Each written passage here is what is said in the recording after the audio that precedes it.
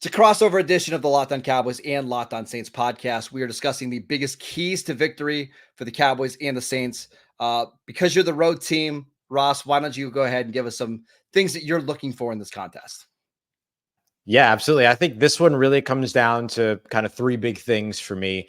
I want to see the New Orleans Saints play to their brand, and that goes for both sides of the football. They can't necessarily be worried. So many people outside of the facility are focused on who the opponent is. The Saints need to be focused on who they are and what their identity is and playing to that identity, right? Like that's got to be the biggest thing for them. There's a big issue for them last year was not having an identity, not necessarily feeling like they had a DNA in terms of what they were foundationally. That can't be the case here this season. And this is a game to where you have to prove that you can maintain who you are despite who you're lined up across from. So I think that becomes really important. I think creating space in the run game and then moving Dak Prescott off the timing of his connection with those wideouts has to be big, or pass catchers as a whole has to be big for this team as well. Creating space in the run game, nothing has a bigger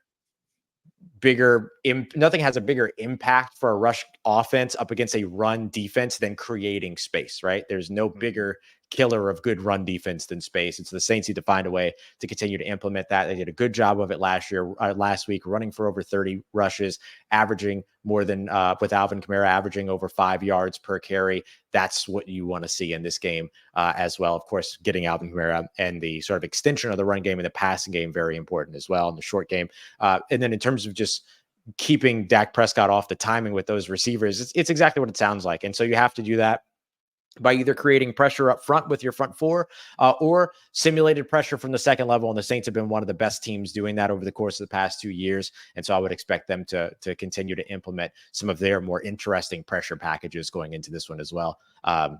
Those are kind of the things that are most important for me, I think. And you mentioned Dak Prescott, kind of moving him off the spot.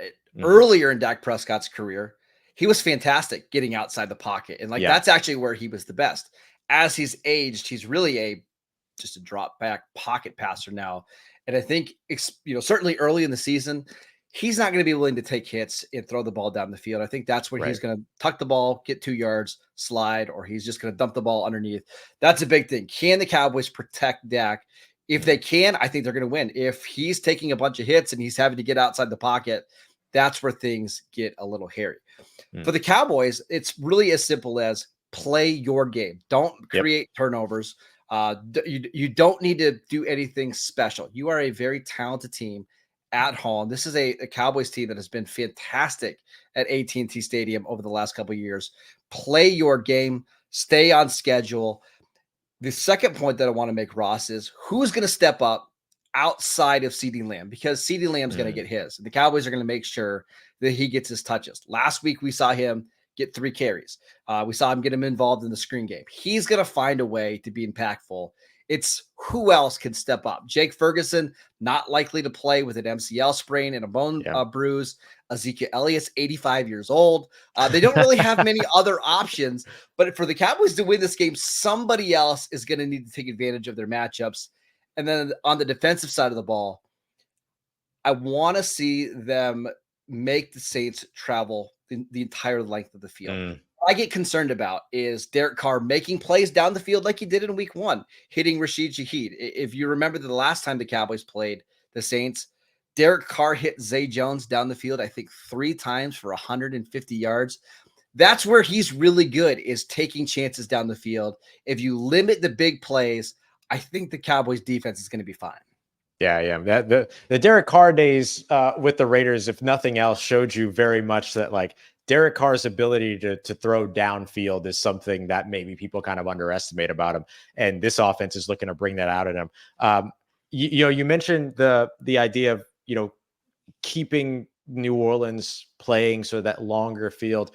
The other thing that helped New Orleans a lot against Carolina is how many short fields the defense created for their offense with the takeaways, 3 and outs, all those pieces. I think that's got to be a big thing that we're looking at in this one too. And it goes kind of both ways, right? Like you mentioned, not turning the ball over for Dallas. The Saints, same thing. Of course, every team that wants to win doesn't want to turn the ball over, but also you don't want to turn the ball over in something that's close to plus territory. You don't want to be in a situation where you're giving them a 50-yard field or a 40-yard field or something like that, and a a takeaway automatically turns into at least a field goal. You got to be really careful about those things. And so for New Orleans, their defense wants to get them those opportunities. They want to go and get that ball. They've been trained to be aggressive in getting that done. Marcus Robertson, the Saints defensive backs coach, and Joe Woods, their defensive coordinator, have been instrumental in bringing up those takeaway numbers. When the Saints hit their franchise low 2 years ago, those guys showed up. They were outstanding there. And then they got another 4 takeaways or 3 takeaways this past week, depending upon how you look at the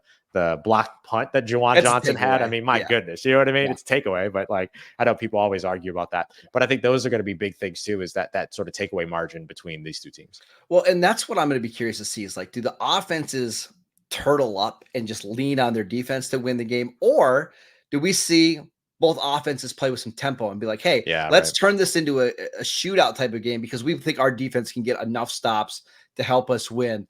I think Dallas would like to turn this into a track meet just because they're at home and they've had a really good offense, and Dak Prescott likes playing in those type of games. But I won't be surprised, because it's an early season game, if we see both head coaches, both offensive coordinators go a little bit more into a conservative mindset, at least early on in this one. Yeah. I mean, that would make a lot of sense, right? Take what the defense is giving you, build the confidence of each quarterback, all those things. I think that those are things you're absolutely going to be looking at. And New Orleans, they're going to kind of want to do the opposite side as the away team, right? They're going to want their defense and their run game to travel so they can slow everything down.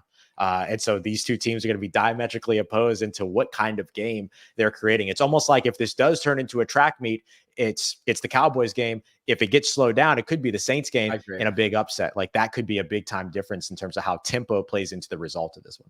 It's a big game. We got Tom Brady on the call. Can't wait. Oh, that's right. That's right. Yes. Your Saints fans are going to be very, very excited about Tom Brady. It's quite entertaining.